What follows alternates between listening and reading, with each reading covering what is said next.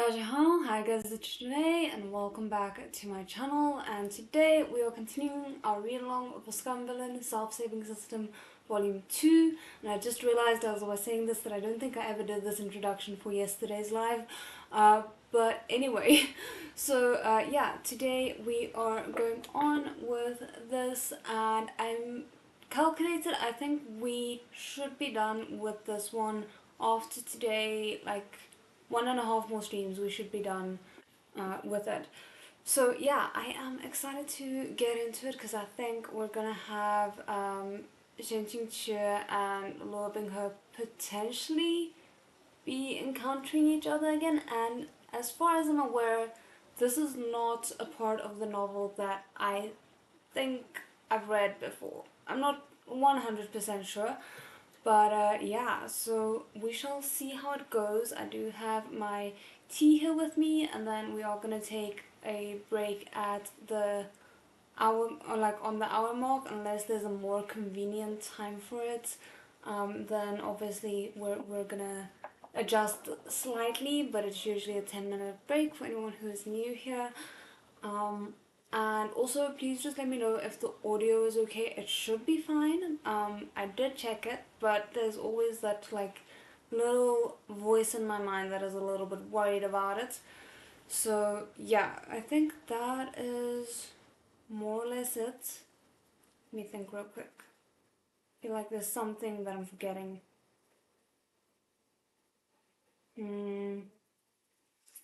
While my brain tries to remember what I'm forgetting, I do have my merch on today. I don't think you guys can really see it. Let me see if I can get up there. It is the Lang Wonji. Well, it's inspired by Lang Wonji and Wei Wuxian's hands in the Untamed when they have like Lang Wonji's head ribbon bound between them, because that was very much just a untamed thing, obviously, but still I couldn't resist. I still can't remember what it was that I wanted to say, so for now we're just gonna go with that. We'll give this was basically it, is we'll give 3 minutes for anyone who shows up, who wants to join and is only getting the notification now, because it does sometimes take a little bit for YouTube to let people know that there is a live going on. In the meantime, for anyone who is following along with their physical copies, we are spot on page 200. So yeah, that is it. We're at the top of 200. So anyway, okay.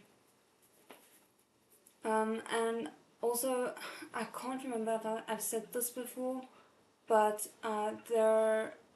with regards to how the read-alongs are going to be going once we're done with Volume 3, is we're going to be moving over to Urha for a little bit, and depending on if Volume 4 of Urha arrives by the time that we're done with Volume 3, we might just go immediately into Volume 4 of Urha before going back to both Mordu and Scum Villian. So yeah, that is it, more or less. And I think we can get started. Okay, so we left off with Shenting being captured by a massive net. So I'm vaguely concerned about this. Let's just fix this, sorry. When it settled over Shenting, its weight alone forced his knees to fold, and he nearly fell flat on the ground. Where did you get this kind of bizarre prop? What cable's this thick?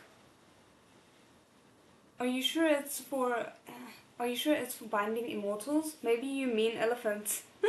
Xiao Hualing waited a while, and only after seeing that Shen Jingqie was indeed unable to struggle free this time, she lazily approached. Her previously wretched state had been swept tidily away. Xiao Hualing felt that she had completed a momentous task and was wholly content. Even her reprimands took on a coquettish tone. If 100 immortal binding cables can't hold you down, then why wouldn't I use 1,000 or 10,000? She chuckled. This immortal binding net wasn't originally prepared for you, and yet it was used on you, so you should feel supremely honored. Don't flail about. As long as you behave, I won't do anything to you. If you won't do anything to me, can I trouble you to withdraw this net? Asked Shen Qingque. But the demon race's star employee, Xia Hualing, had jumped right back into her grand monastery sales pitch. It seems that you were blessed with extraordinary talent, she said as she crouched down, though she was speaking plainly to herself.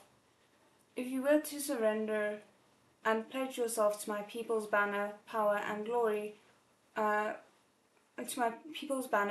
and glory would be within your grasp. Of course, even if you won't pledge yourself, it doesn't matter. What should be done must be done. Some suffering will be unavoidable.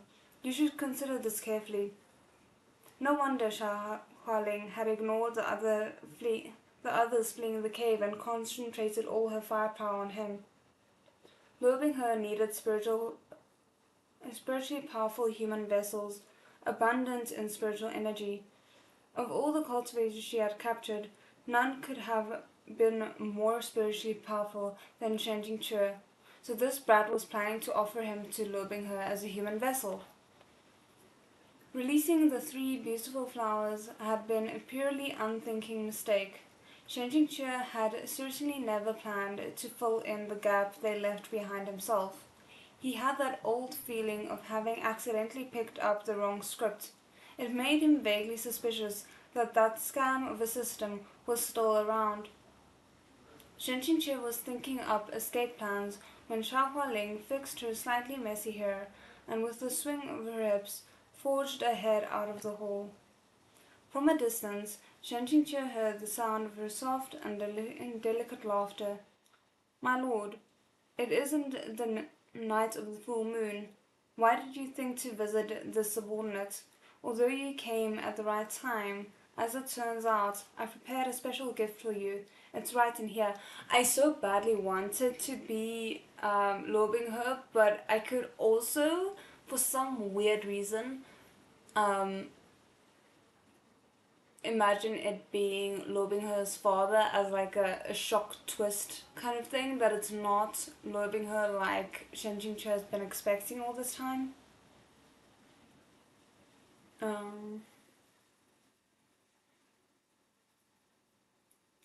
In a split second, a flood of hot blood mixed with cold sweat surged into Shen Qingque's head. He didn't know where he found the burst of explosive power, but he grabbed the side of the net and sent the bottomless pool of spiritual chi in his body outward in the form of a spiritual blast. Bang! A giant boom sounded. Xia Hualing's smile became fixed on her face. She sprinted back to the inner hall in a panic and was left staring tongue-tied at the sight. In the middle of the hall, every last one of the Qiyan cave's minor demons lay sprawled every which way, all over the ground. In the center of the demon-binding net, there was an immense hole, its edges still sizzling with flashing sparks and wisps of white smoke drifting through the air. That man was, in a word, terrifying. He'd rent a devastatingly large hole in this specially made immortal binding net, and he was gone. The person behind Xia Hualing passed her and strolled into the hall. Qian Cave was lightless and dim. Only his straight and slender silhouette was visible, along with the subtle silver light reflected off the embroidered patterns on his black robes. After a moment, Luo Binghe spoke with a tone that was neither pleased nor angry. And this is your special gift? Due to momentary miscalculation, I let him get away, Xiao Hualing said bitterly. Her distressed heart was dripping blood. An immortal binding net woven from thousands of immortal binding cables, originally meant to be used on those stinking cultivators from Tangchong Mountain sect, had been torn open with a massive hole just like that. This wasn't something she could just sew and patch with a needle, then go back to using like it was nothing. Liu back was facing her. He lowered his head and looked over the wreckage as he said icily, "I seem to recall telling you that people from Tangchung Mountain sect were off limits." Ooh, okay, that's exciting. Drops of cold sweat dripped down Xiao Hualing's forehead. Luo Binghe had indeed told her this. However, the spiritual energy levels of Tangchung Mountain sect's disciples were generally higher than those of the other sect's disciples by a good margin, and so they were the most suitable human vessels for extraction. Clinging to wishful thinking, she just captured a few, thinking that maybe she could switch their clothes and slip them into the collection undetected. She hadn't expected that loving her would somehow still be able to tell who she'd captured, even after they'd all fled. Internally, she couldn't help but feel her blood freezing over. "Don't be angry, my lord," she said hurriedly. "I accidentally captured two of them, but I released them right after. Rather, this time the subordinate found someone exceptional. I've never seen a cultivator with more abundant spiritual energy. If you had that one person, you'd no longer need to switch to a new vessel every month." The fact that they fit together like puzzle pieces in this regard, I'm such a sucker for it. I can't help it. I am such a sucker for that. She bit her lip and added, "As long as you give me a certain thing." After waiting for a moment, she suddenly extended her hand to catch the object tossed at her. Securely clutching it in her palm, she smiled, determined. "I'm assuming it's some kind of like antidote to a poison in her body, maybe to blood poison that he did the same way that he did it to Shen Qingque." Shen Qingque had already run miles away and was terrified out of his mind.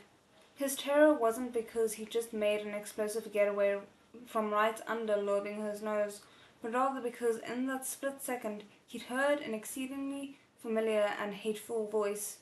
A mechanical voice with a tone like Google Translate. Yeah, I thought this might happen.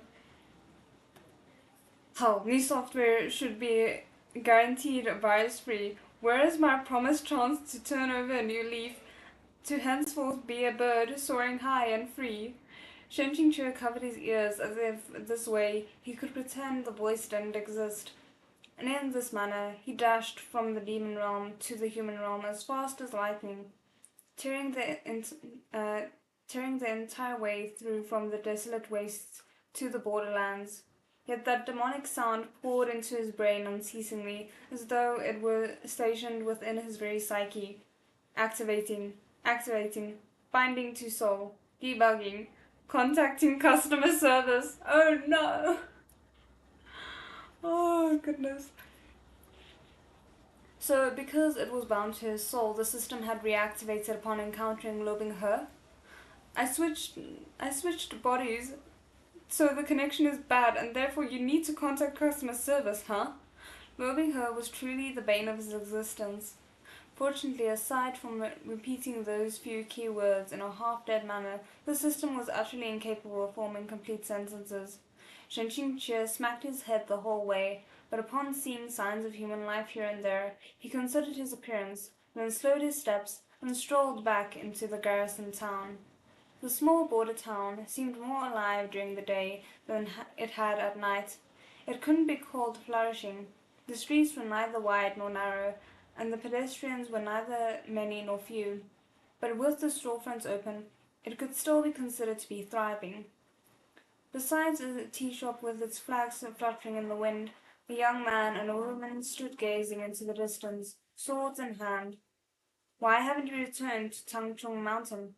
Shen Qingque asked as he walked over to them. Liu Mingyan gave him a shallow bow. "The disciples from the other sects have already returned," Yang Yishen said hastily.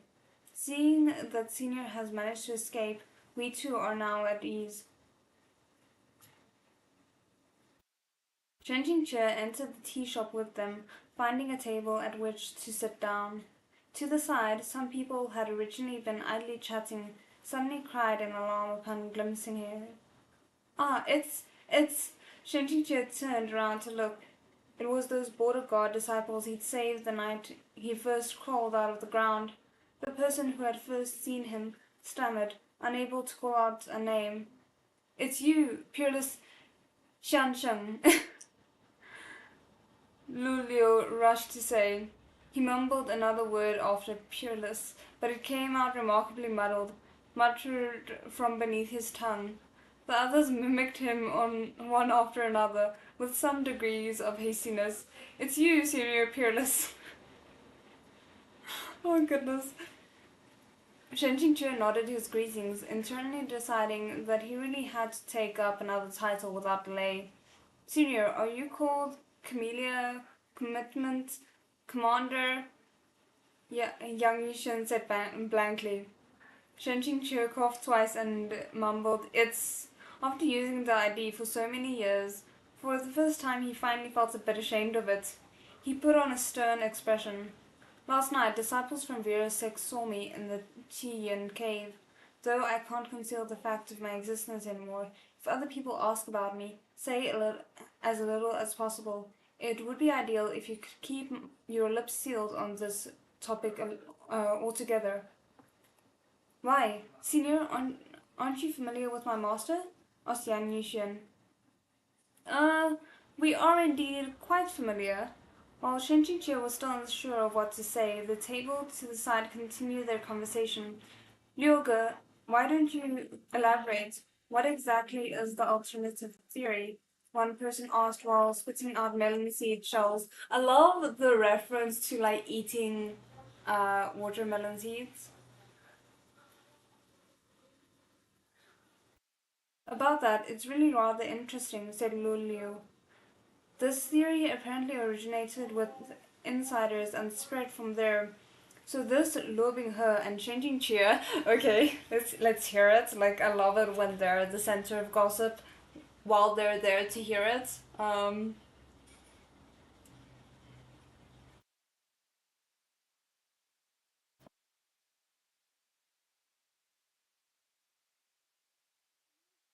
What's my place? Upon hearing those names, Shen Jingqie's heart thumped. He involuntarily straightened his posture, prickling up his ears to listen, and the motion of the fan in his hand slowed. The pair of disciples from Tangchong Mountain sect also couldn't resist looking over. Lu Liu drank a mouthful of tea. This Luo Binghe and Shen Jingqie were master and disciple, right? This Luo Binghe came from a humble family and had suffered the hardships of the world since he was young. After becoming a disciple of Tangchong Mountain sect, he still went underappreciated for a while and was beaten down and humiliated by his peers. Fortunately, Shen Jingqi treated him with a great warmth and kindness. Oh, okay. But I just realized it does kind of show that, at least in my opinion, Luo Binghe is not even near the person that he was in the original novel already because of the fact that he said don't harm any of the Tangchong Mountain sect disciples, whereas obviously the person from the proud immortal demon way would not hesitate because they had all wronged him as well. Um, he spoke with great flourish, his cadence rising and falling. With a traditional rosewood gavel in hand, he would have looked no different from a professional storyteller. Shen Jingqi inwardly nodded. Right, he too could agree that until he kicked luring her down into the endless abyss, he had been quite kind-hearted. Yang Yishen snorted. What use was that warmth and kindness? Didn't he still? Doesn't this theory run absolutely contrary to the rumors that Shen Jingqi abused his disciples? One person asked, flabbergasted. You're already astonished at this point? Asked Lu Liu.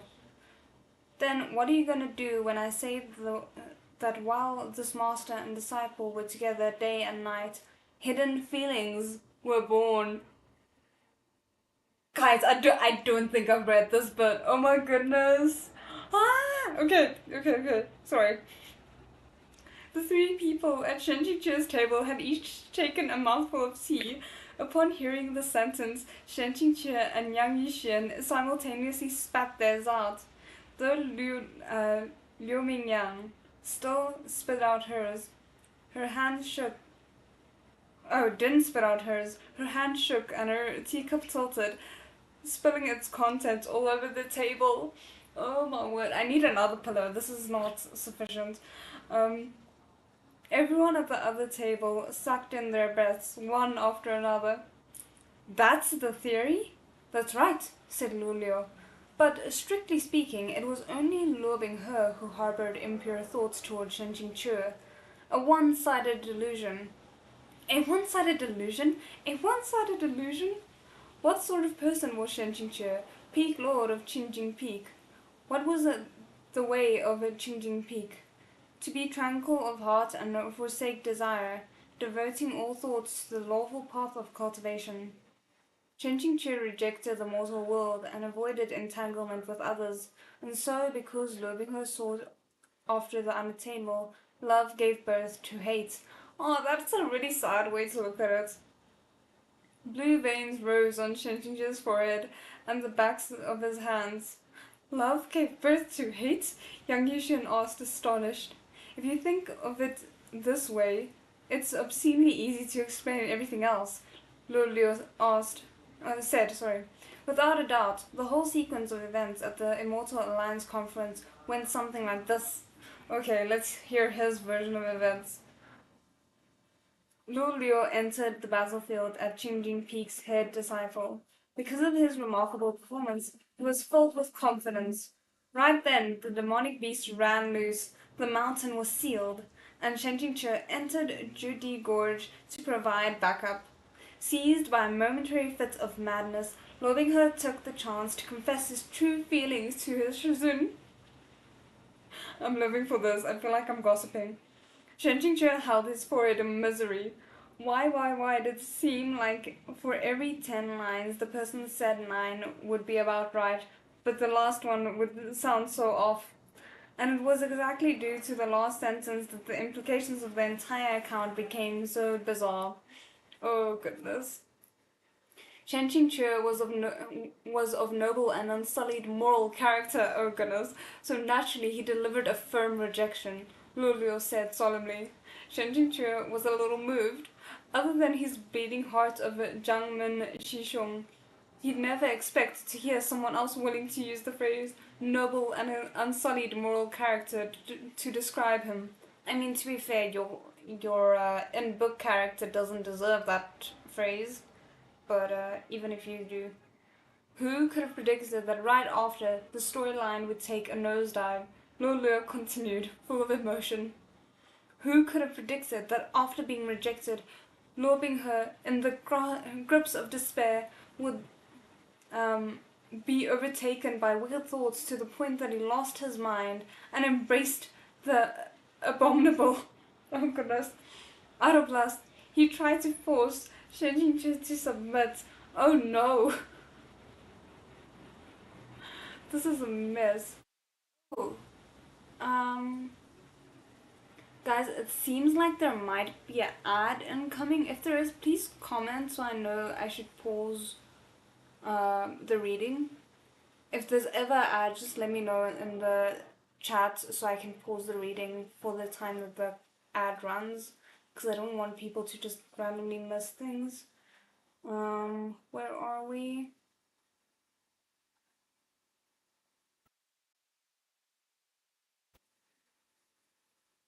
Okay, yeah, at the submit part. I don't know if the ad is now running. I hope not. Okay. Anyway, let's go on. Liu continued, full of emotion. Who could have predicted that after... Oh, wait. We already have that at the submit part. Shen Qingque dug his fingers into his head of messy hair, burying his face in his hands. Yang Yixuan was thoroughly speechless. The gates of the whole new world had just been opened for this young man, assailing him with new perspectives. Liu Mingyan, on the other hand, just let out a soft "ah" and said seriously, "So that's how it was." Oh my word! I can't believe you guys, of everyone, is gonna buy, are buying this. What do you mean, so that's how it was? What that is that referring? What that is that referring to? Don't think I won't rip you a new one just because you're the female lead. Without his notice, a crowd of spectators had congregated at Lulio's table to listen to his gossip. There were melon seeds and wooden benches littering the floor, their attention rapt, and at this time they all sighed. A beast! Oh goodness. Not just a beast, basically worse than that. But within these sighs was a tone of incomparable satisfaction. Dagger, are you the captain of the border patrol squadron or the gossip barrage? Oh, sorry, gossip brigade. Lulio abruptly slammed his teacup down like a gavel. Of course, Shen Qingque wouldn't submit. Master and disciple crossed swords, and in the end, the master still came out on top. So Lulio retreated in defeat, leaving in sorrow. Oh goodness. Though all pretenses had been shed, Shen Qingque still couldn't bear to ruin the reputation of his beloved disciple, couldn't bear to be fully honest about what had happened, and could only offer an excuse that Luo Binghe, had died at the hands of the demon race. With this, he preserved the reputation of his disciple, being unwilling to cut him off entirely. This is so dramatic. So this is the truth behind Luo Binghe's years-long disappearance after the Immortal Alliance conference, as well as why he didn't return to Tangchung Mountain sect despite having survived. It wasn't that he didn't want to see Shizun, it was that he didn't have the face to. While the story was in full swing on Luo Liu's end, Shen Qingque's heart was flooded with tears on his. What an intense storyline! This rapist and this White Lotus Holy Mother, who are they? The key point was that actually wasn't a successful. I can't say it because I'm really scared that YouTube is gonna be like, what the hell are you talking about? And then, you know, this entire video will be demonetized or I don't even know what. This is too off.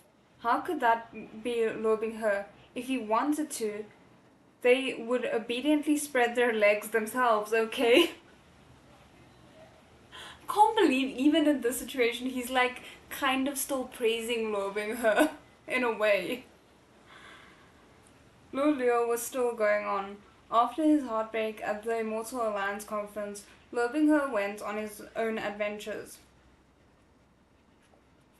He trained until he had a set of exceptional martial abilities to his name, and he even gained the favor of Huanhua Palace's old palace master. But he was still unwilling to give up on Shen Qingque, and so he staged a grand comeback. Thus came the events of Huayu City. Doesn't all of Tangchong Mountain sect insist that loving her is a demon? If I don't think that's necessarily baseless or went from an empty cave. Oh, I don't think that's necessarily baseless or went from an empty cave. Most likely, they discovered slivers of evidence that he was colluding with the demon race to slander Shen Qingque. After all, Shen Qingque stood high above him, aloof and untouchable. If Lo Binghe couldn't measure up in his eyes, he wanted to drag Shen Qingque down, make him fall from grace and shatter his arrogance. That's interesting, because what I find with MXTX a lot of the times is she'll leave grains of truth within a grand story, and I'm wondering how much of this is true, even though obviously we shouldn't take all of this to heart.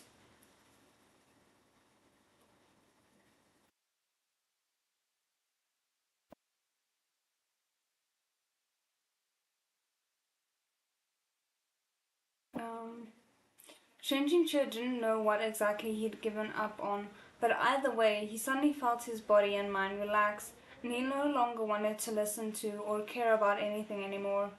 Let's order something, he said pleasantly to the other two. Peerless Xiang, you can count your table on my tab. Lulio seized the chance to say. Then he turned back around and continued to sorrowfully lament. Globing her thought of every possible method to shut Shen Qingque in the water prison of Huanhua Palace. What do you think his goal was with this? His wicked ambitions were as clear as day. Huanhua Palace had long been in his pocket. He had the entire sect dancing in the palm of his hand. They claimed to be keeping Shen Qingque in temporary custody, pending the four sects' joint trial. But it was no different from throwing a lamb into a tiger's den. For the couple of days Shen Qingque was shut in the water prison, he was bound with immortal binding cables and completely without spiritual energy.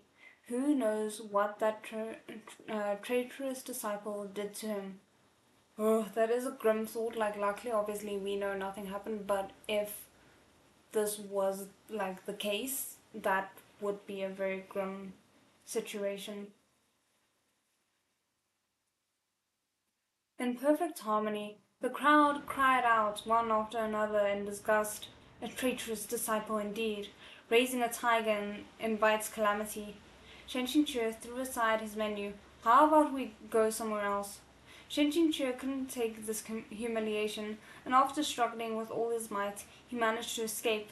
Little did he know that he would be cut off in Huayu City by the search party sent by Luo Binghe. From top to bottom, Tangchong Mountain sect is of one heart, so the peak lord of Baijiang Peak, Liu Qingge, naturally came to provide assistance. This attempt to aid Shen Qingque was met head-on by Luo Binghe. Luo Binghe's jealousy overtook the heavens. He immediately took on Luo Qingge in an earth-shaking battle, going all out for the kill. With no other alternative, Shen Qingque could only self-detonate on the spot, and henceforth Luo Liu stopped and waited with a meaningful silence, drawing a chorus of sighs from the crowd. Finally, he arrived at his conclusion. And so, this is the alternative theory that's been wildly circulating underground. Even though it sounds incredibly absurd, and some might treat it as complete nonsense, there are many details worth considering. Gentlemen, bear this in mind.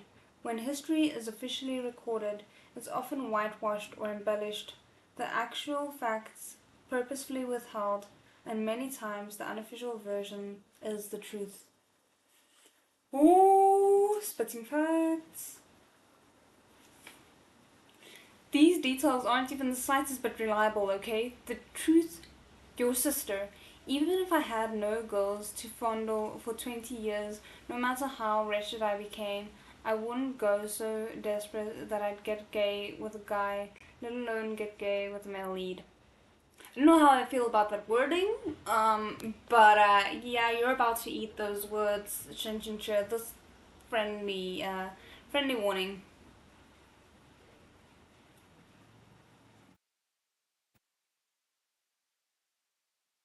I'm honestly more surprised that he's not like, I can't, this can't be because he's the male lead, because I feel like that has been his reasoning for everything up until this point.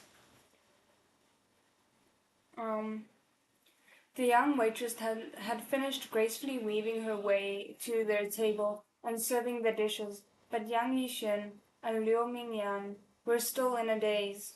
"Hurry up and eat," Shen Qingque reprimanded them. "After you finish, you should hurry back."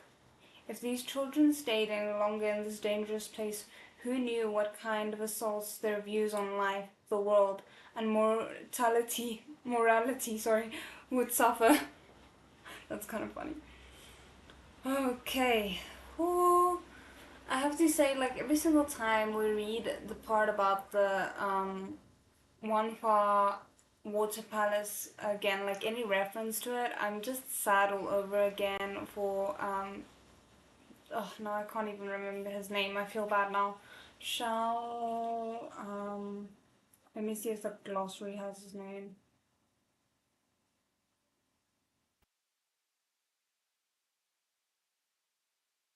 Hmm.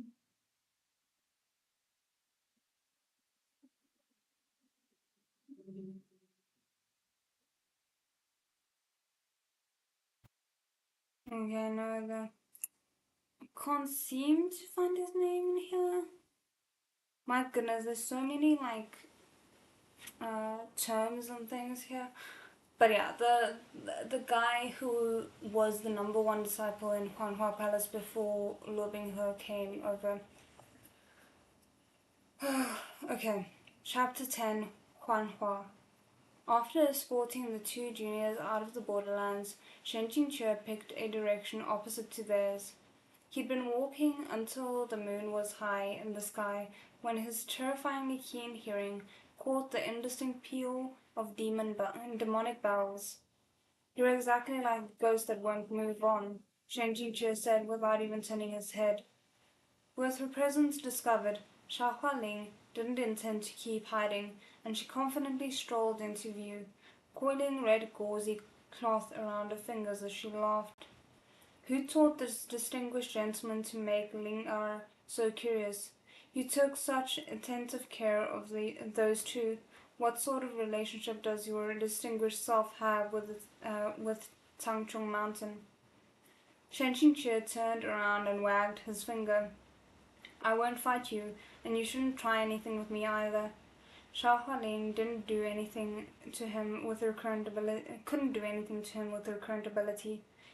He was just thinking about scaring her a little when, out of nowhere, his entire body jolted. It felt like a millipede was crawling through his internal organs, familiar and frightening. Oh no! No! Why do I have the thought in my head that his food had been drugged with Lu Binghe's blood, and that's what he's feeling? That's such a grim thought. No, but did he eat? I can't remember. Peter was crawling through his internal organs. A familiar and frightening sensation began to unfurl from the pit of his stomach. Xiao Hualing's smile was sinister. "I'm indeed no match for you, but did you think that means I have no way to control you? Or maybe she drugged it with her blood." For a moment, Shen Qingque's legs were soft, but he still managed to stand firm. He clenched his teeth. "When did you make me eat it?" "How was the food and drink in town today?" Xiao Hualing asked coquettishly. "Was the waitress pretty? It's fortunate you ate at all. If you were more devoted in your cultivation, avoided food, and practiced inidia, I never know how to pronounce that, you would have really given Lingar a headache." Hell. In the moment, his entire attention had been comprehensively captured by the Gossip Brigade captain's beautiful and heartfelt performance. Gossip kills.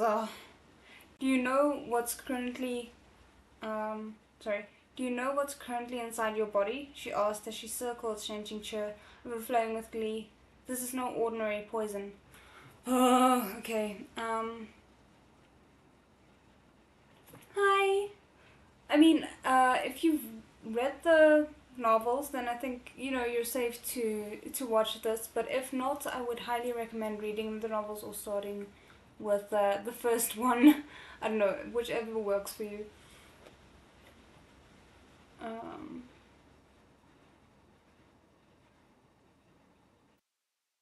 Shut up! I'm more familiar than you. I've already eaten heavenly demon blood twice.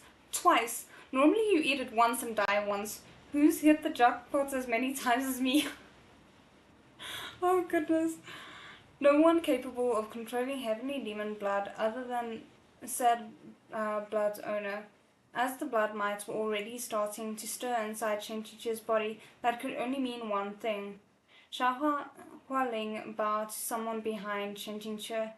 "The subordinate did not fail your trust. I have already captured him." Ah, okay. Sorry, I'm excited. You've never read this novel? Oh goodness, now I feel like I'm giving spoilers. I mean, I would highly recommend, just saying, anything by MXTX, I would highly recommend. Um, okay, where are we? Where are we? Okay. Shen Qingque stiffly turned his head. A rift that looked like dark lightning had split the air and was now slowly sealing back up, and behind him stood a tall and slender silhouette. As Shen Qingque turned, he met that stare head on. Luo Binghe was looking down on him from above, though he had no expression under those eyes, like twin cold pools. Shen Qingque could um,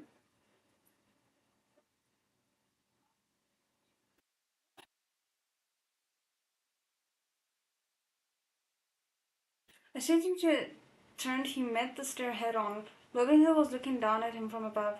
Though he had no expression under those eyes like twin cold pools, Shenjing could forget another layer of whiskers.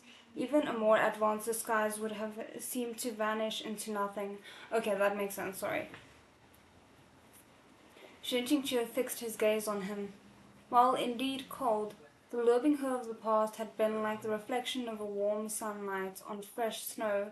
Even in Jinlan City and the water prison, he had more or less possessed some traces of humanity, some faint expressions, and would lose control and grow angry. But this young man's countenance looked like a landscape of snowy wastes and glaciers that had been frozen for 1,000 years. The sight of him chilled one to the bone. I don't like that. Despite this, Shen Qingque's current state of mind was quite different from what he'd expected. It was difficult to explain. All sorts of emotions were tangled up in his head, but the single emotion that should have been most prominent was missing: fear. Maybe it was because he'd failed to avoid lobing her despite all his exhaustive planning, with a series of freak accidents sending him back to square one. Either way, he found himself calm and felt that none of this really mattered. For a split second, Lobingho's expression was puzzled, causing his face to appear to soften, just a little, but soon the sliver of softness dissipated without a trace. His pupils contracted and a red mark flickered at the center of his forehead in a burst of light. Lobingho's sleeves hadn't even fluttered when Xiao Hualing was abruptly hoisted into the air as if by an incorporeal hand, squeezing her throat. She coughed painfully. At the same time, that drop of heavenly demon blood in Shenjing Chu's internal organs split into thousands of frenzied threads, boring through his insides. Cold sweat broke his back. Soaked his back. Um, is this the same series as Heaven Official's Blessing? I'm such a noob. This is the same author as Heaven Official's Blessing, but this is her first novel, and it's been divided into volumes. And it's called Scum Villian Self-Saving System. I think, okay, yeah, no. For a moment I forgot it was in the title of the video. My bad.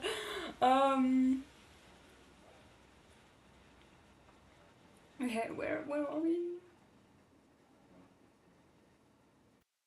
You certainly have some guts, Lobingho said breezily. Though his tone was light, anyone could have felt the violent rage concealed beneath the surface. You have some guts? Was he saying that to Shen Qingque or Sha Hualing? Shen Qingque's brain shifted into high gear. Lobingho shouldn't have been able to recognize him, even though this current face did somewhat resemble Shen Qingque's. With Lobingho's observational skills and ability to notice details, he could effortlessly pick out the minute differences even through a layer of whiskers. But it looked like Lobingho had taken him for someone with a similar face, though that did nothing for him. Being recognized would indeed have been a disaster, but it turned out that not being recognized wasn't much better. Sha Hualing didn't know why Lobing had become so furious, and she struggled while frantically scanning the area through tear-blurred eyes, trying to figure out exactly what had brought on this punishment. When her gaze swept over Shen Qingque's face, she suddenly looked like she had seen a ghost. My lord, forgive me. The subordinate knows her mistake. But the subordinate swears that it was a complete coincidence. My lord, forgive me. I honestly didn't do it this time. Oh, but she's done it before. That's an interesting note. Inside, Xia Hualing was bitterly grousing non-stop. You see, she had a rap sheet. Ever since joining Lobingher's forces, she had watched Lobingher spend all his time gazing at Chen Qingqi's corpse and managed to more or less guess a couple of unspeakable things. Thinking herself clever, she'd found a person whose face was about similar to Shen Qingqi's, but about by about 5 parts of 10. Then asked a capable demon to perform some minor modifications to make the fake perfectly match the original. One could have called it a work of otherworldly quality. Afterward, she'd sent the counterfeit to Lobingher, and the result? Why am I scared to hear that this poor person just died? Not only had it failed to make Lobingher happy, it had sent him into a terrible rage instead. It nearly wiped out the entirety of Qiyan Cave in a horrible massacre. Xia Hualing would never get that, nor did she wish to see that expression of Lobingher's again. From then on, she was careful, not daring to touch on anything even slightly related to the subject. Who could have known that the vessel she had settled on this time would also coincidentally share some similarities with that African Shen Qingqi's eyes and brows? This was definitely another violation of Lobingher's major taboo. This is so interesting. I seem to have previously warned you to not try anything with this face, Lobingher said. Strung up in midair, Xia Hualing's face was flushed red from asphyxiation. After a stream of choking noises, she said, pained, This time, the subordinate truly didn't do it on purpose.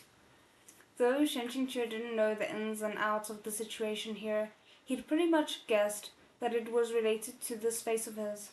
He shut his mouth, fretting inside. He'd already been dead for 5 years, and just looking at someone with a similar appearance still made Lobingher profoundly angry.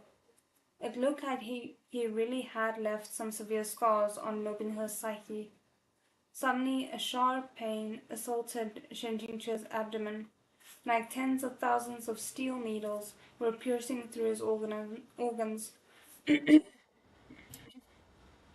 This time, no level of bountiful spiritual energy would help him. His vision darkened, and he coughed up a mouthful of blood, red with a hint of black. The air pressure around Lobingher had dropped to extreme lows. Oof! Sorry, suddenly I'm struggling. And his gaze was that of a person looking at something dead.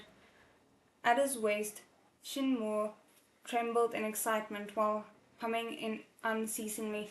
Please drop the pen. I think now is a good time to drop the pen, though it might make matters worse at this point. I'm not sure.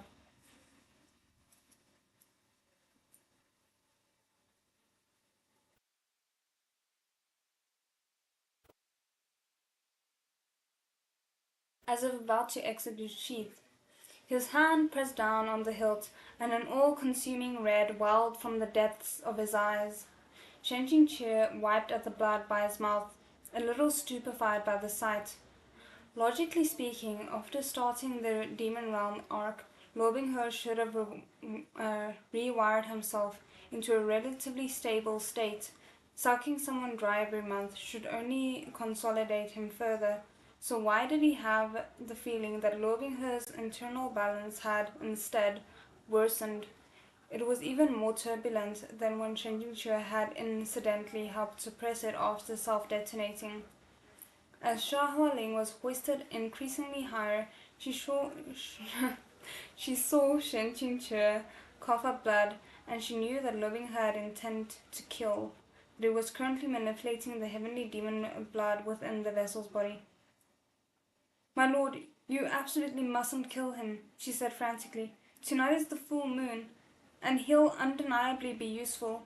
There's no one more suitable than him. She wasn't really concerned about whether Shen Qingque lived or died. It was just that if she let Lobingher kill this weirdo in a rage, even if his even if his body's demonic chi didn't suddenly surge and cause him to go berserk, his next step would have nothing good in store for her either. As she thought this, Xiaohualing felt that her life was rife with misfortune, and she became even more desperate, shouting herself hoarse. Even if you don't care about him and don't care about me, think about the one who.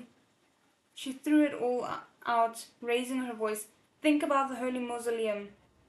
Upon hearing those last two words, Lobingher's movements slowed. Oh goodness, this can either go really wrong or really right. The Holy Mausoleum was the place where the past generations of the demon race's ruling class were laid to eternal rest. Other than the current supreme ruler, miscellaneous remainders of the demon kind were, with no exception, forbidden from entering, and all violators were killed. Within the Holy Mausoleum, the generations had accumulated various funerary treasures of rare quality in enormous quantity. Talisman charms and spiritual artifacts, stuff that anyone would drool over. Rumor had it that within the Holy Mausoleum there was even a mystical artifact capable of bringing the dead back to life, in defiance of the natural order.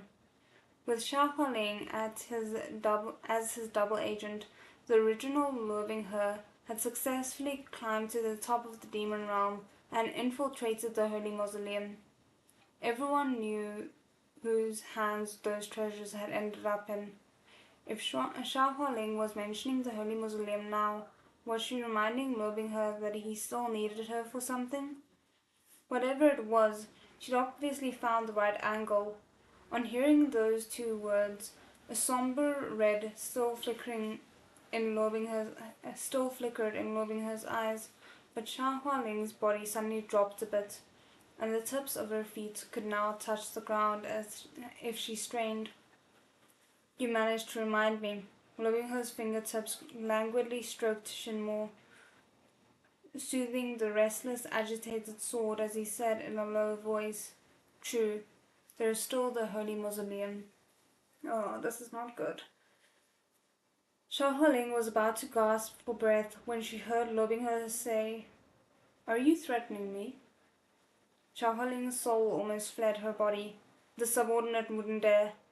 Just tragic. All else aside, she was one of the two main female leads of Proud Immortal Demon Way, who'd for years on end ranked in the top 3 of the female character popularity rankings. How had she ended up in this state? Chen Qingque hadn't managed to finish lamenting when it felt like someone was pulling on his front, and his entire body was abruptly hauled upward. His vision blurred, and in an instant his chest had chilled to the point of freezing. When he looked down, he saw Lobingher had pressed one hand against the left side of his chest. The following sensation was like someone had fired a cannon into his chest, the ammunition being pure black demonic chi. Once it entered his body, it spread like an explosion through his limbs and bones via his meridians. The system's jarringly clear shrill notification made his head throb. Touch verification successful. Connecting to central power source. Storing power. System self-evaluation. All operations normal. Thank you for your continued patronage. It's not a willing patronage though, don't get it mixed up. Isn't this touch verification a little too advanced? The spiritual energy within Shen Qingque had started off as a full reservoir, but after this one brief link, more than half was sucked away. But this depleted state lasted for only an instant. The flesh body formed by the sun-moon dew mushroom began to generate rapid influx of spiritual energy. This influx was then absorbed even more rapidly by Lobingher. Shen Qingque felt like a mobile power bank. Oh goodness. Okay, in my last life, maybe I ranted a little too much in the comment section. He howled internally. But honestly, I only ranted about airplanes shooting towards the skies, writing quality, and never the male lead. So why is Lobingher always picking on me? Lobingher made a sound of surprise and withdrew his palm. This body differed from his previous vessels. He'd extracted the majority of its spiritual energy and poured an enormous amount of demonic chi into it, yet it could still rapidly and automatically replenish itself. It seemed that Xiao Hualing's single-minded insistence on capturing this person and all the great trouble she'd gone through to do so had been justified. With a thump, Xiao Hualing fell to the ground in a seated position. She knew that she had been correct to capture this person and that she'd now survived great calamity and escaped death. Still terrified, she ignored how her knees were trembling and hurriedly corrected her posture to kneel on one knee. I don't care if you did this or not. Remember to never let me see him using this face. Xiao Hualing hastily bowed her head. Understood. Wait, what? You're gonna redo his face? No. I don't want unconsensual body modification in this. Please no. Please no.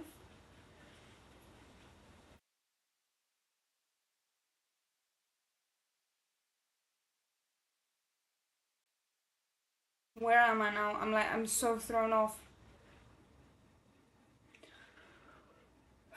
Okay. Lobing casually sliced open a spatial rift and stepped inside. The flippancy with which he left as he pleased was practically infuriating, just up and dumping the two of them in the wastes, like he was altogether unconcerned with whether Shenqingque went or stayed.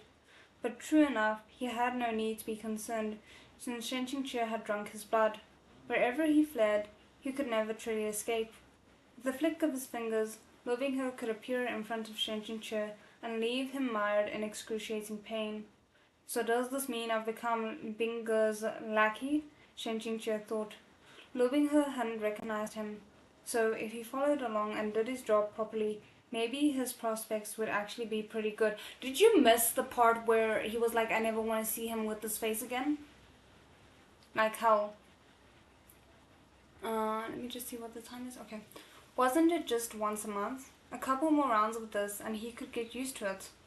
Currently disorientated as he was caught off guard when Xiao Hualing moved to claw at his face. Shen Qingque blocked her with two fingers. What are you doing? Xiao Hualing clenched her teeth.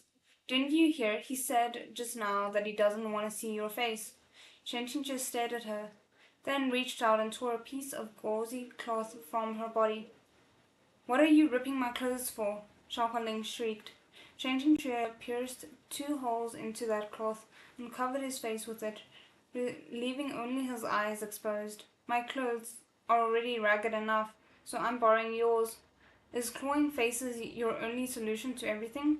Covering myself with cloth does the job. Must you resort to disfigurement? Yes, same thought. Thank you, Shen Qingque. Frick.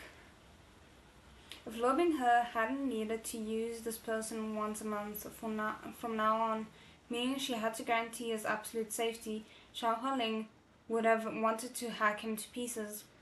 Though if she thought about it more, even if living her hated counterfeits, he probably wouldn't have liked seeing this face drenched in blood either. So Xiao Hualing could only swallow her anger and yell, Go! No issues with that. After all, it would be the same wherever he went, so he figured he might as well take things step by step and observe. By Shen Qingque's calculations, after eloping her completely suppressed Shinmore, he probably wouldn't need a vessel anymore. Then it'd be goodbye forever, and that day likely wasn't far off. He just had to be especially careful so Lobing Her didn't discover that he pulled off a great escape using the Sun Moon Dew mushroom. I don't think that's gonna work out. Just something is telling me it's not gonna work out. Okay, so we are on at the top of page 223, so I think I'm quickly gonna stop and take the break now, the 10-minute break, and then we shall be back at 10 past on the dot.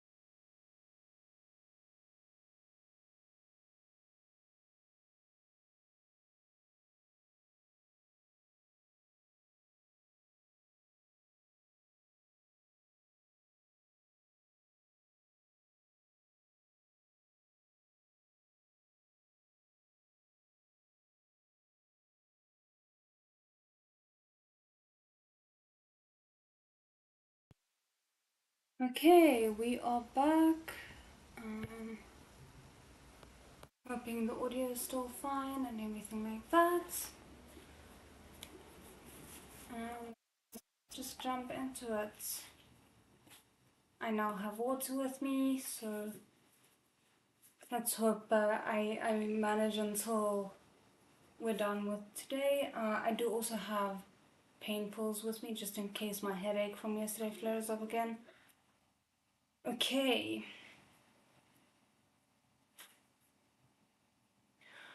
Adjusted to his new role ridiculously quickly, Shen Qingxue followed Liu Binghe's lead and stepped into that rift. Xia Hualing was the last one to enter, and the opening slowly sealed up behind her. The star employee of the demon race's ability to adjust her mental state wasn't too shabby either. After several deep breaths, Xia Hualing had calmed down and asked, "Your name?" The other side of the rift connected to a long corridor, its two walls decorated in hundreds of complicated designs, though the lighting was rather dim. Shen Jingqiu was thinking that this place was looking somewhat familiar as he said absent-mindedly, "Peerless cucumber." Can't believe he just said that. Okay, it seems like there's an ad again. I don't know if this like appears while you guys are watching the live or if it's gonna appear for people on the rewatch. I have no idea. Um,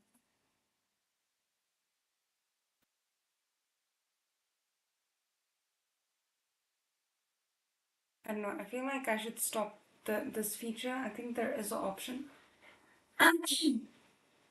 So I'll keep that in mind for future read-along. Sorry about that if you are affected by it. Um, Xiaohuan Ling muttered, "Peerless cucumber," then exploded in anger. "Are you mocking me?" The more Shen Jingqiu looked around, the more he felt that even if he'd never been here before, he must have at least heard the description somewhere, and in the process, he fully ignored Xiaohua Ling. Having received no response, she threatened him angrily. "No matter where you're from, now that you've drunk heavenly demon blood, you henceforth belong to the Lord. If you try to rebel, death and a decrepit corpse will be a kindness." After turning a corner and passing several disciples wearing familiar light yellow robes, Shen Jingqiu was finally certain. This was Huanhua Palace, Luo Binghe's headquarters in the human realm. But this was far too different from the Huanhua Palace he knew. Huanhua Palace was supposed to be resplendent and majestic, dazzling with gold and jade, each plank and stone grand and lavish to the utmost. But the architecture before his eyes could only be described with one word: lifeless. Past generations of palace masters had to be a one adored what? Past generations of palace masters had to a one adored extravagance, and loving her was no exception. It was just that his love was for extravagant darkness. Even the 2 rows of oil lamps lining the corridors seemed on the verge of flickering out. In the blink of an eye, Xia Hualing had changed into the apparel of the Huanhua Palace disciple. When deliberately suppressing her demonic qi, she looked just like any ordinary, beautiful human girl. Loving her passed through the hall after hall like he was in a fugue before he sat down in the main palace hall. Shen Jingqiu had wanted to go for a stroll elsewhere, but Xia Hualing grabbed him. "Where are you going? Don't wander around. Follow me." Then Shen Jingqiu didn't want to clash with her, so he could only line up beside her on the side of the main hall, back perfectly straight. Immediately thereafter, some disciples entered to make their reports. Several paid their respects to the throne, reverently relaying information. Okay, so he's now fully taken over as like the master of this place. Ugh. At first, Shen Qingqiu listened without paying attention, But suddenly he heard a name that jabbed him like a needle. Palace Master, the disciple said, during the time you were gone, that Liu Qingge came twice more. When he was unable to find you, he demolished Linghua domain.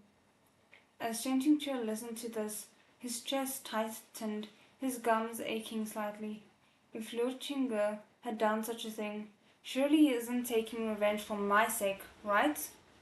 The lack of concern on Luo Binghe's face said, whatever. My important self has plenty of money. Let him demolish what he likes. Anything else?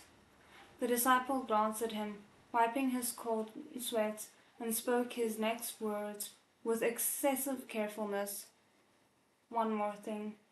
The little palace mistress wants to see you. Shen Qingque's first thought was that Luo Binghe was about to summon his beloved concubine to the hall with a doting expression on his face.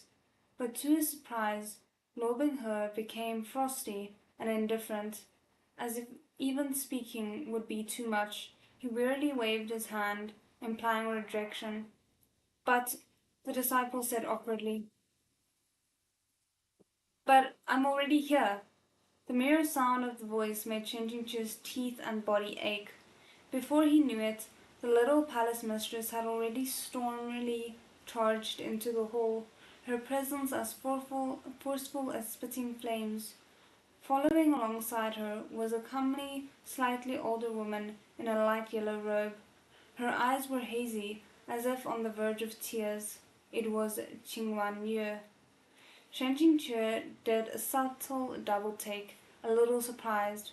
At this time, these two maidens should still have been blossoming flowers in their prime, but when he looked at them, there was clear impressions of haggardness. The little palace mistress was especially afflicted. Those two splotches of uneven crimson on her face were probably due to the rushed application of cosmetics. No matter how he looked at her, she had not even the slightest bit of a well-pampered mistress's radiant glee. The little palace mistress lifted her chin, looking straight at Luo Binghe. You've returned. Luo Binghe glanced at her and didn't say anything. Little palace mistress, let's go back, Qingwan Ye said quietly. Do you imagine I don't know who you think of day and night? The little palace mistress asked caustically. The reason you endure humiliation and remain by my side, exhaustively thinking and scheming, isn't it all to lay eyes on him again? So why are you retreating now that you finally see him, acting all frail and pitiful? Why not try and stop me before we got here instead of only attempting to dissuade me now? Head lowered, Qingwan Ye dared not speak. Her ears flushed. The little palace mistress clicked her tongue, directing it to the hall. Have you found Daddy? She asked. The old palace master has gone into travelling seclusion, Luo Binghe said. No one has seen a trace of him. This was an incredibly egregious example of a stock insincere answer. As far as Shen Qingque understood it, and this went for various dramas and novels, it was widely accepted that anyone on the throne who said this line was the main culprit who had caused and no one had seen a trace of the previous leader.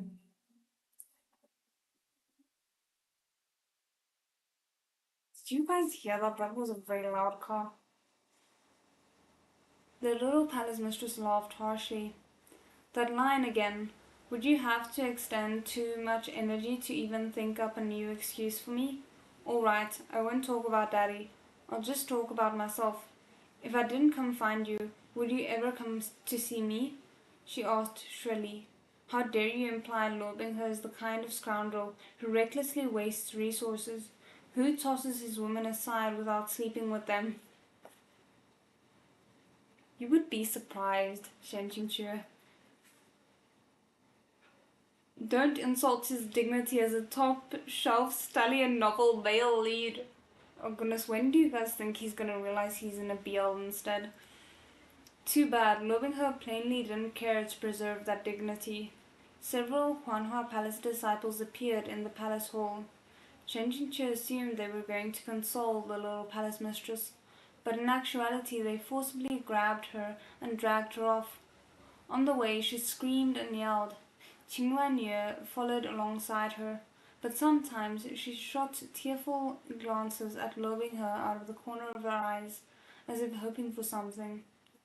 Before this point, Xiao Hualing had stared straight ahead, her posture perfectly upright, but now she wrinkled her brow and followed them out, standing in the corridor to berate them. "What have you lot been doing? You were asked to keep an eye on her, and this is how you do it?" Shen Jingqi had always maintained a respectful distance when it came to fights between female characters, but having observed this, he felt like the gap between his expectations and reality was too great to ignore. He hurried out after them, continuing to observe. "I'm sorry, I neglected my duties," Qing Wanyu said, while holding back tears. "I didn't stop the little palace mistress." Xiao Hualing swiftly cut her off. "It was entirely your fault. I've heard that saving face is especially important to human realm women, but even though you failed to seduce the Lord many times, you shamelessly refused to leave. So that's all your face amounts to. Moreover, not leaving is one thing, but you can't even keep a proper eye on a single person. You're her Shiji, so her cultivation is inferior to yours, yet you didn't stop her, and you even let her throw a tantrum before the Lord. Who are you humiliating yourself and acting pitiful for?" Listening to Xiao Hualing point out her inadequacies to her face, Qing Wanyu wanted to die of shame and resentment. Even in the original work, Xiao Hualing had deeply hated Qing Wanyu and always found fault with her. It seemed that though they hadn't entered the harem together this time, the relationship hadn't improved in the slightest. Well, that's interesting. Xiao Hualing turned her head and swapped out her entire expression. She spoke to little palace mistress while full of smiles. "These past few years, the little palace mistress has lived a life of luxury, just like she did before. Other than the occasional house arrest, you've suffered no real mistreatment, right? So why are you so grieved?" "Who the hell are you?" the little palace mistress asked viciously. "How dare you, an indecent vixen, seductress from heaven knows where, speak like that to me in Huanhua Palace? How is it the way he treats me any different from a kept pig?" Xiao Hualing pouted. "Then why doesn't the little palace mistress tell me? What else can she do other than eat and sleep like the animal she brought up?" Ooh, harsh. Like, very harsh in my opinion. Let's just see. Just quickly want to check something. Okay, cool.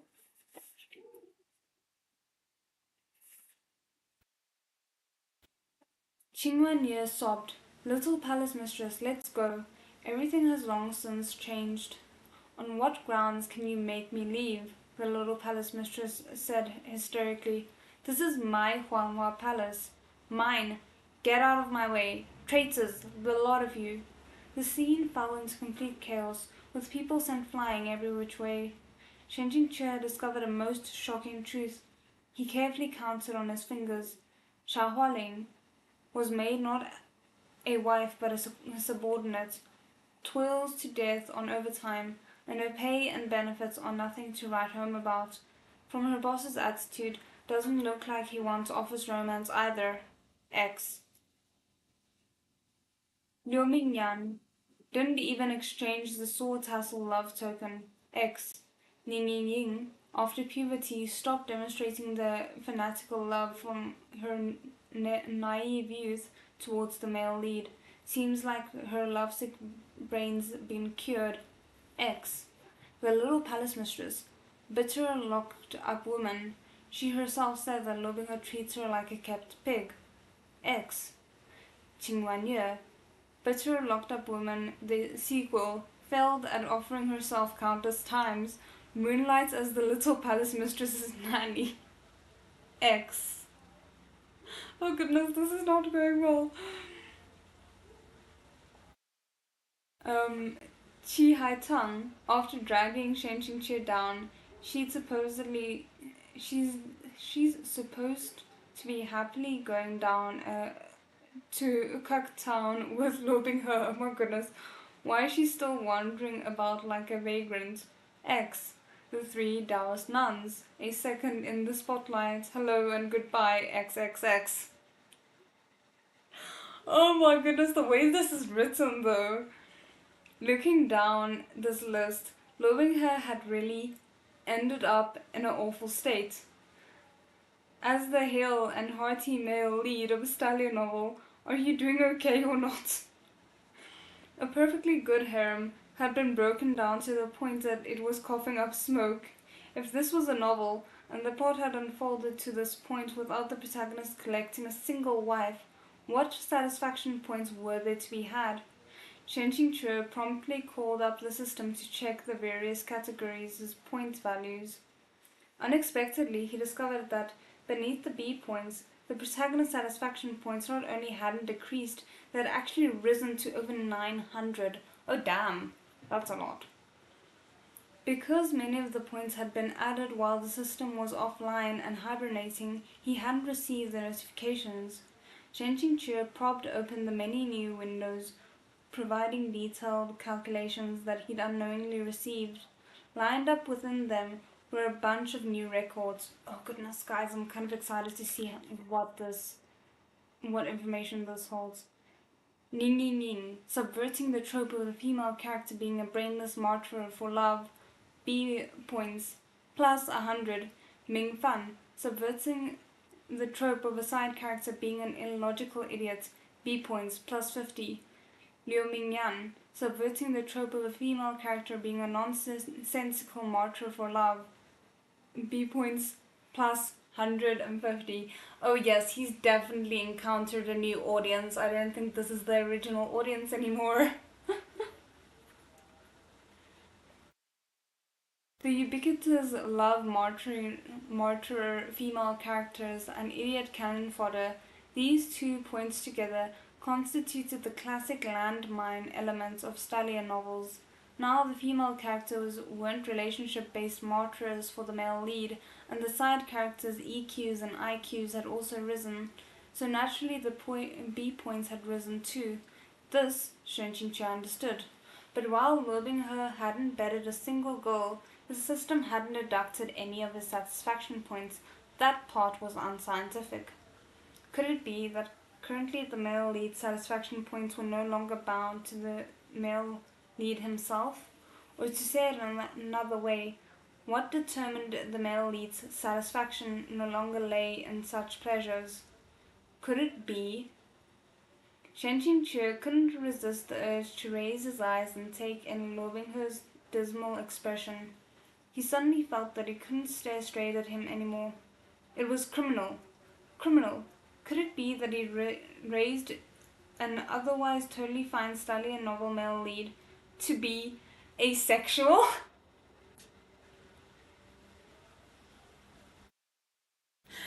I was not expecting that conclusion. Oh my goodness. Oh no. I mean, you're not that far off, but you're still at the same time so far off from the truth. Oh goodness. Shen Qingque closed the windows, his feelings complicated. Then he realized that something about his location didn't seem quite right. Just now he'd definitely been in Huanhua Palace, minding his own business, so how had he ended up walking into a forested grove without noticing? And regardless of how he studied it, it was strikingly familiar-looking bamboo forest. The bamboo forest rustled as a gentle breeze blew through it. Is he back in, like, Lo Binghe's mind? Or, like, dream realm, whatever you call it, I can't remember. Shen Qingque didn't even need to guess the identity of the location. Even if he'd been shown only a corner of this place, he'd know where he was. Tangchong Mountain, Qingjing Peak. How could he not be familiar with the place where he'd thus far holed up for the longest period of time in his life? Your current location, the land of Lobingher's dream realm. Oh, okay, yay. And probably not so yay, we'll see. When Lobingher's consciousness was unstable and its fluctuations were especially large, outsiders were often affected, sucked into the dream realm that was as vast as a deep sea vortex. Or you could say they became collateral damage for Lobingher's incomparably huge black hole of an imagination. For a specific example, please see the beginning of the Mengmo instance from way back when. I love how the book is just like, we're not going to explain this again, just go back. Shen Qingque had run through the Mengmo scenario with Lobingher at that time.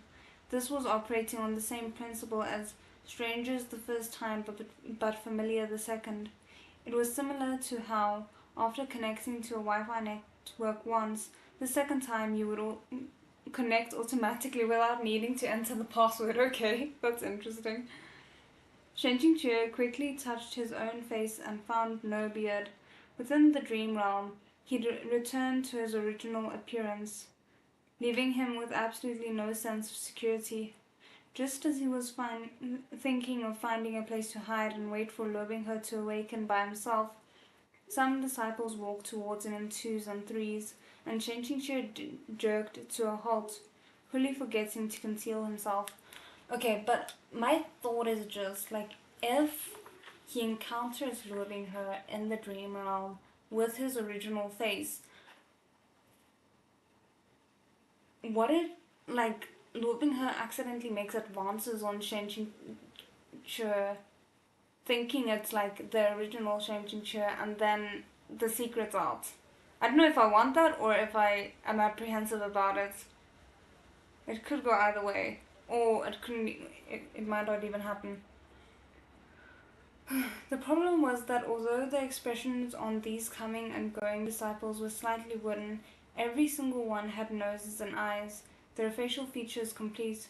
Shen Qingque could even name quite a few. Not even Mengmo was able to simultaneously support a vast barrier while guaranteeing the facial features of the life forms within. Yet Lobingher could already do it, and to such a great level of detail. Though Shen Qingque had long known that Lobingher's OP-ness could eclipse the heavens, he still couldn't help but let out a sigh. Amazing. After exiting the little bamboo forest, he came upon Qingjing Bamboo House. Between the scattered stalks of bamboo, some tall and some short, spring water flowed in a rush, tinkling rhythmically and reflecting the sunlight in a rainbow of colors. Shen Qingque was worried that Lobingher was inside the house and halted his steps. Having strolled the bamboo forest countless times while idling about, he easily found a place to hide and came to a stop within the shadows. Suddenly there came the sound of footsteps on fallen leaves, and from within the overlapping verdant bamboo, out walked a youth in white, 15 or 16 years of age. This youth's skin was fair, and he appeared to have run all the way here. A layer of sweat covered his forehead, while his cheeks were rosy, which made for an incredibly adorable sight. The lines of his eyes and brows were precise without being sharp, and they radiated a sense of youthful inexperience. Shen Qingque mourned despite himself. It had been a long time since he'd seen the youthful Lobingher, that small, refreshing sun. Oh, why is this so sad? I'm trying to think now, because I have a vague memory of a scene where Lobingher is kind of attending to his dying mother. And I don't know if this is what we're about to encounter, or if we've already encountered it during this reread, like the live reread, and that's what I'm thinking about, or if I'm like remembering it from my previous read along and I actually read much more than I realized. I don't know.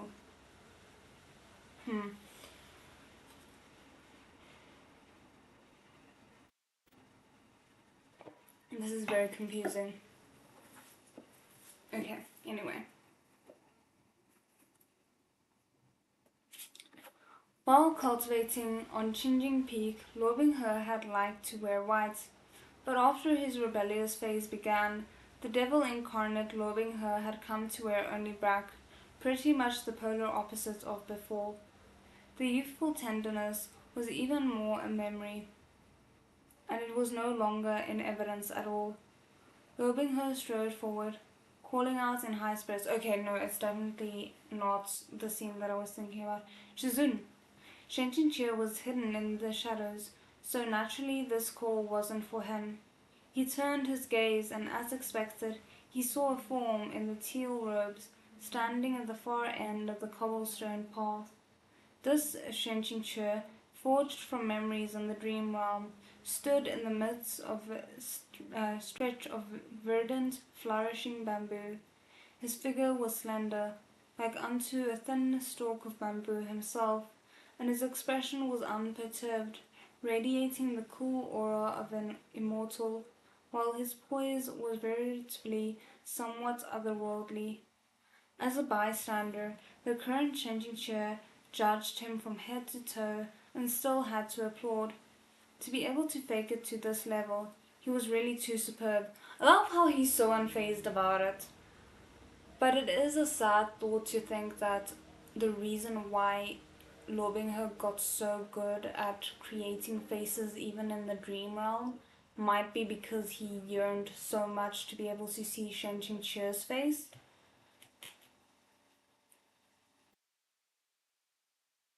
Also, that Luo Binghe could perfectly restore all these details, as expected of the man who personally succeeded Meng Mo. Then Shen Qingqi, in the midst of the bamboo, appeared to have been lost in thought. He cocked his head and asked, "Finished running?"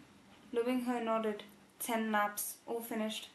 Shen Qingqi finally remembered what slice of memory this was.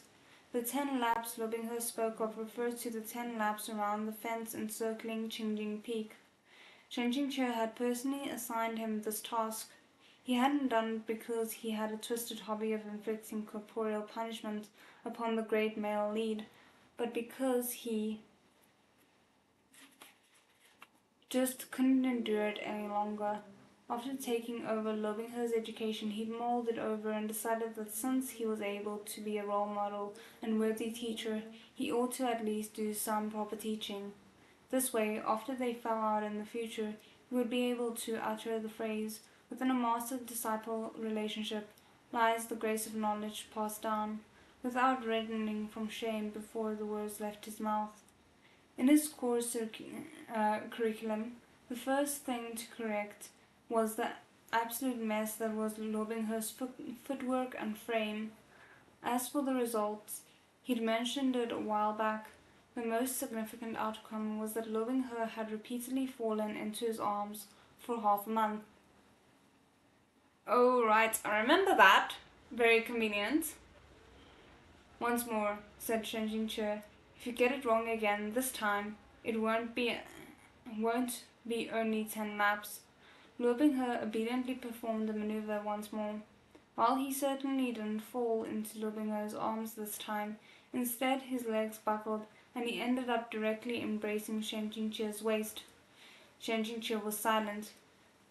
"Shizun, this disciple is useless," Luo Binghe said bashfully. "After 10 laps, my legs have no strength." Shen Qingqi sighed.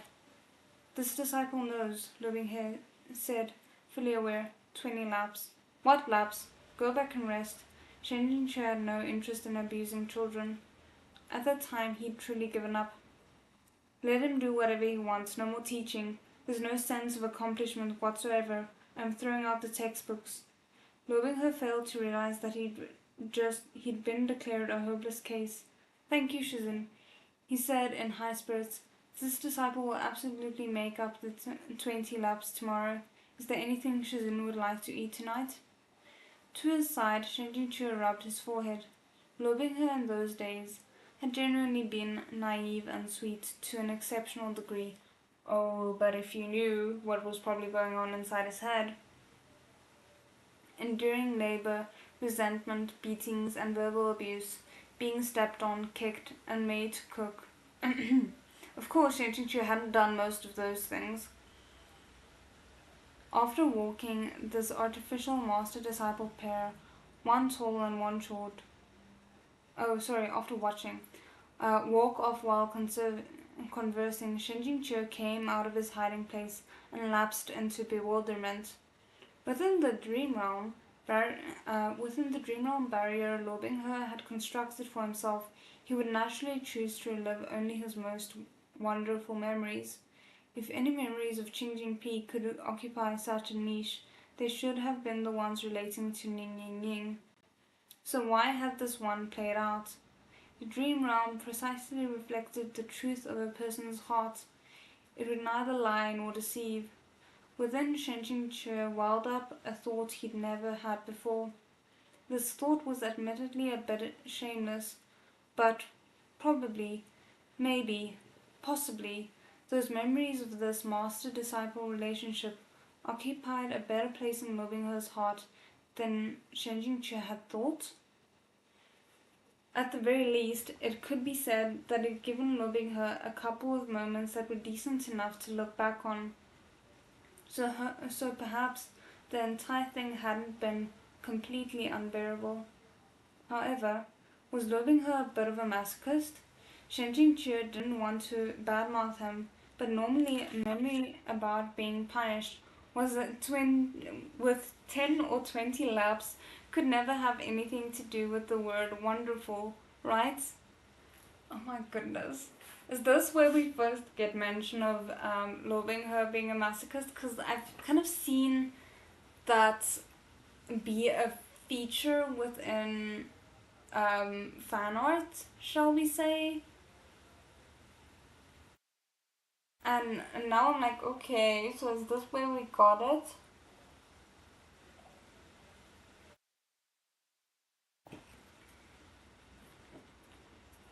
Oh, I have something in my eye right now.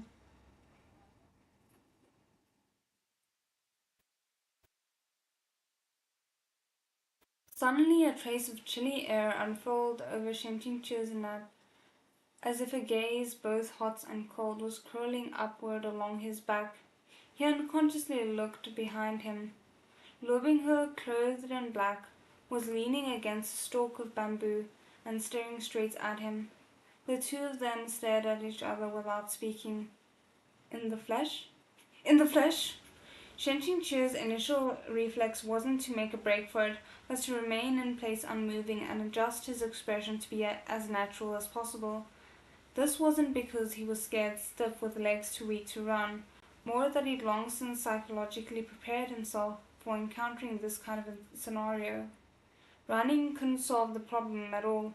This barrier was Luo Binghe's home field, so he could run as fast as he could, and it'd still be pointless.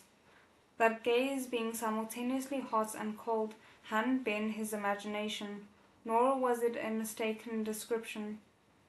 Luo Binghe's expression really did seem like both fire and ice, a deep chill within, as well as a burning heat. The two temperatures combined bizarrely and condensed within his eyes, which were locked securely on Shenqingqi's form. Shenqingqi braced himself, letting their eyes meet. After a long while, Luo Binghe sighed first. He murmured, "Being able to dream is also a wonderful thing." Is he thinking that this Shenqingqi is part of the dream? But he would know, wouldn't he? When Shenqingqi heard this, he realized that he'd managed to get away with his risky maneuver. By summoning his courage, he'd actually won the gamble. At this moment, Luo Binghe's absent-mindedness had enabled Shenqingqi to be taken as a dream realm creation. Shenqingqi studied Luo Binghe leaning against the bamboo, stare fixed on himself. He thought of Luo Binghe's numb appearance on the throne earlier that day, all alone. When you compare that to the scene in the original work of Luo Binghe surrounded by splendid luxuries, his every call answered by hundreds, Shenqingqi's heart throbbed a bit. though he tried to stop it. Oh, are we feeling emotions? I'm living for that. Loving her didn't have a single wife by his side to heal his injuries, to pamper and ask after him. How could his heart not throb? A perfectly fine stallion novel male lead had fallen to such a state. What man could bear to look? Shizun, won't you speak with me a little? Loving her asked. At that moment, Shenjinchu's heart was full of sympathy for Loving her. All right, he said amicably. What do you want to talk about? When he spoke, Loving her unexpectedly went rigid, then straightened at once, and left the bamboo stalk, the expression on his face one of slight disbelief. Oh no, Shen Qingxue thought. Was something amiss in the reaction I came up with? But since he'd already started acting, he had to act until the end. He absolutely couldn't give up halfway. Embarrassment was a small thing. Blowing his cover was not. Shen Qingxue smiled. Didn't you ask this master to speak with you? He used the tone he'd often deployed in the past when interacting with Lu Binghe. The corner of Lu Binghe's mouth twitched, and he unhurriedly walked towards him. Oh, the tension, guys! I'm really excited. Because, yeah, I am pretty sure I haven't read this before. Shen Qingxue kept his expression steady while casually and gently opening and closing his folding fan in his hand, using the small movements to alleviate his anxiety. Lu Binghe was silent for a moment. In the past, Shizun wouldn't even glance my way and would walk off without paying me heed. Forget about talking to me. Perhaps my imagination today is a little too indulgent. Shen Qingque's heart stirred. Though he still felt that something was off, these words really did sound a tad pitiful. Could it be that within Lu Binghe's mind, Shen Qingque always treated him with indifference, and was lofty and unfeeling? Lu Binghe really did have slight masochistic tendencies, huh? As Shen Qingque thought this, in his distraction, his hand unconsciously began to move, and in accordance with the natural order, he patted the top of Lu Binghe's head. He had performed this action countless times. The saying went that it was forbidden to touch a man's head and a woman's waist, but the more something was forbidden, the more he felt the urge to do it.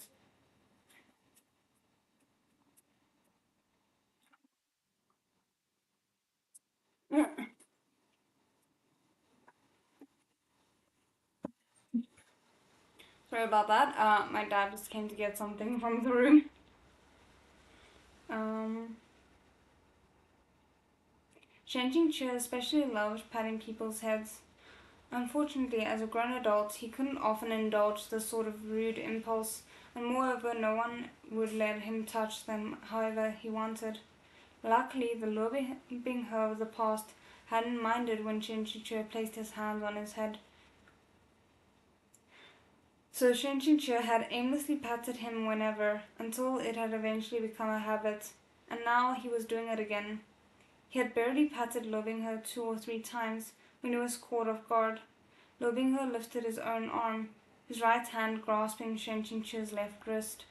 Shen Qingque's expression stiffened as he thought, isn't this a bit too close? Straight after, his right wrist had been firmly captured as well. Lifting his head in shock, Shen Qingque felt his vision blur. I'm scared he's going to be discovered or that he's already been discovered. Something like a feather delicately brushed his cheek. From on top of his lips came a foreign sensation, soft and slightly cool. Is he being kissed or am I reading this wrong? In this way, his eyes opened wide and he met gazes with Lu Binghe's pair of pitch-black irises. His throat bobbed once with difficulty. He wanted to speak, but he couldn't open his mouth, because someone was biting down on his lips. Okay, no, I did not read that wrong at all. I was not prepared for this. Like, even though I thought maybe, I still wasn't really expecting it, because we're at volume 2. I don't know why I thought that we wouldn't be getting anything like this yet. Oh my goodness. Okay. Loving her shut his eyes, his jet black eyelashes casting curved shadows on his cheeks. It made him look incredibly endearing, but his hands and mouth were a total different story. He angrily held Shenjingchu's lips between his teeth, chomping, the action carrying a hint of childish resentfulness. His right hand released Shenjingchu's frozen limb and moved to the center of his waist instead, pressing Shenjingchu into his arms. Even though their builds were similar, he could still entirely unfold Shenjingchu with the simple, one-armed embrace.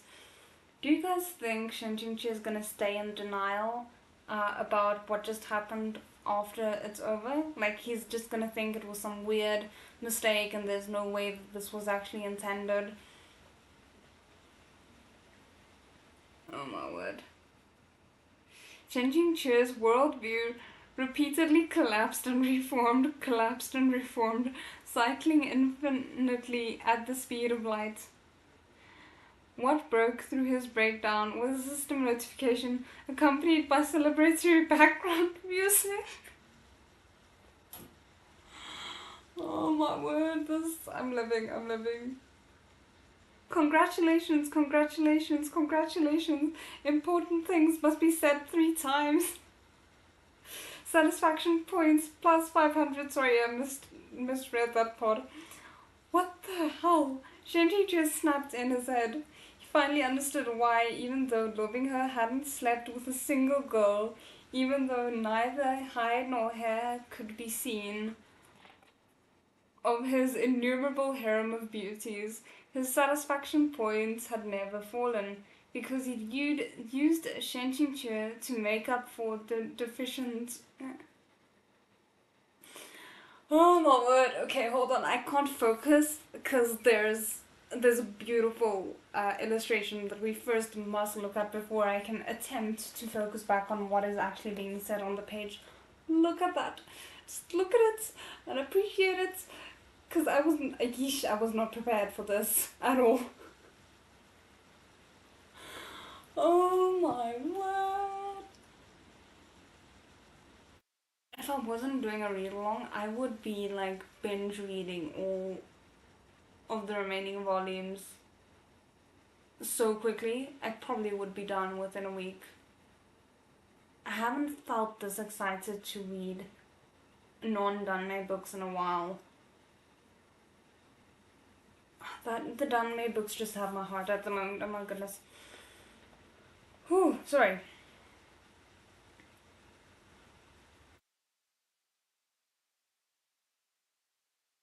Shenjingchu, who'd suddenly understood the truth, was half horrified and half enraged. He raised his foot and kicked. No! Don't do it! Moving her, neither ducked nor sidestepped and took the kick head on, but he didn't retreat a single step. He even continued to hold Shenjingchu without letting go. I'm not even allowed to dream? He asked, looking both angry and wounded. Hurry up and wake up. Even though this is a dream, you didn't dream up this, big shot.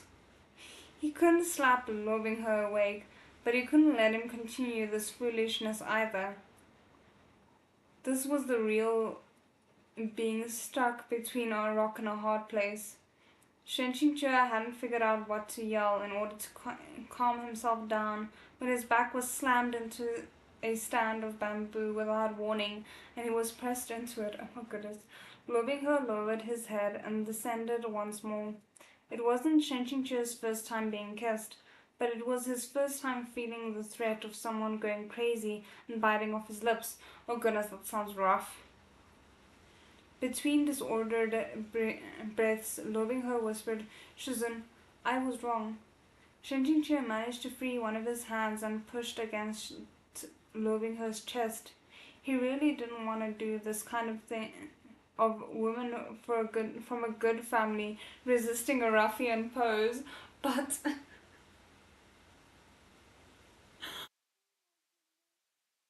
the shade. Does this look like you knowing that you're in the wrong. Shen Qingque was the one who had been wronged, really wrong, completely wrong. Went from an empty cave, yeah, right. Well, I like that he's actually accepting reality. I wasn't expecting him to.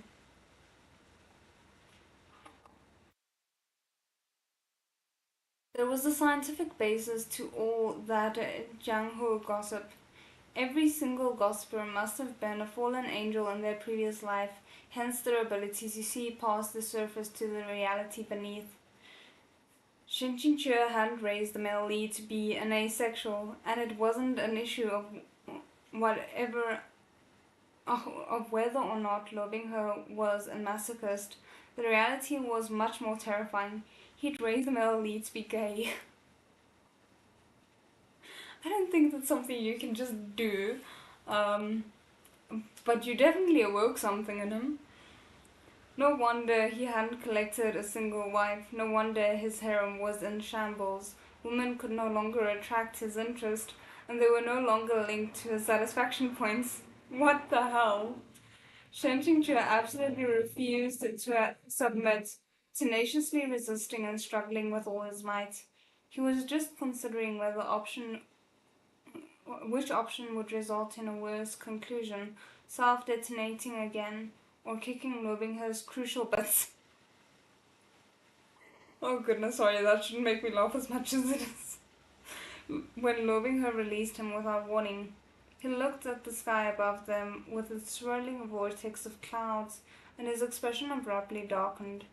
In an instant, the scenery and the people before Lobingher's eyes crumbled and dissipated, the illusion shattering into 1,000 pieces. At the same time, on the roof of Huanhua Palace's main hall, Shen Qingque sprang to his feet. Now, was the real world.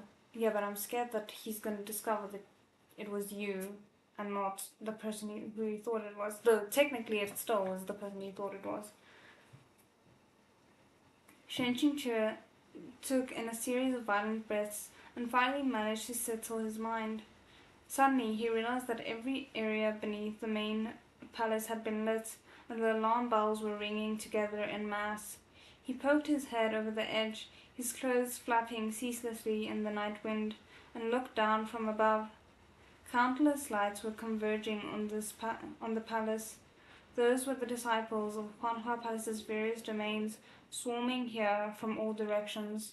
Stand guard. This is an order to all domains. Stand guard. Another breach? Someone cursed. How many times has he broken in by now? Have we managed to hold him off even once? Oh no, I'm scared it's gonna be Liu Qingge, and I'm just scared that he's gonna push it too far and die at some point, and I really don't want him to die, and it's bad enough that we already lost the disciple whose name I can't remember. Shen Qingque rejoiced. An invasion was ideal. It would let him escape in the chaos. Who cared about the heavenly demon blood or whatever? His integrity was more important. Leave first and worry later. Goodbye. But in the end, he hadn't flown 2 steps before he heard someone say. He went in the direction of Huanhua Pavilion. Form up and stop Liu Qingge. Shen Qingque's feet slipped out from under him, and he immediately turned around and ran back. Damn it! Liu Qingge just had to come now. Shen Qingque couldn't just throw him to a huli broken down and presently raging Lobingher, right? Huanhua Pavilion was where Huanhua Pavilion was where successive generations of palace masters had lived and cultivated, and it wasn't too far. With a couple of steps, Shen Qingque leapt off the roof, mingling with the main unit and hurrying over. They had yet to enter Huanhua Pavilion when wave after wave of frigid, threatening wind assaulted them head-on. From within the structure there came an enraged shout, full of murderous intent. Get out! When they'd heard the alarm bells, some ignorant disciples had burst in, and the several dozen people in front were sent flying by an enormously powerful wave of qi. Shen Qingque was in the wave affected, so he managed to dodge this blow in time.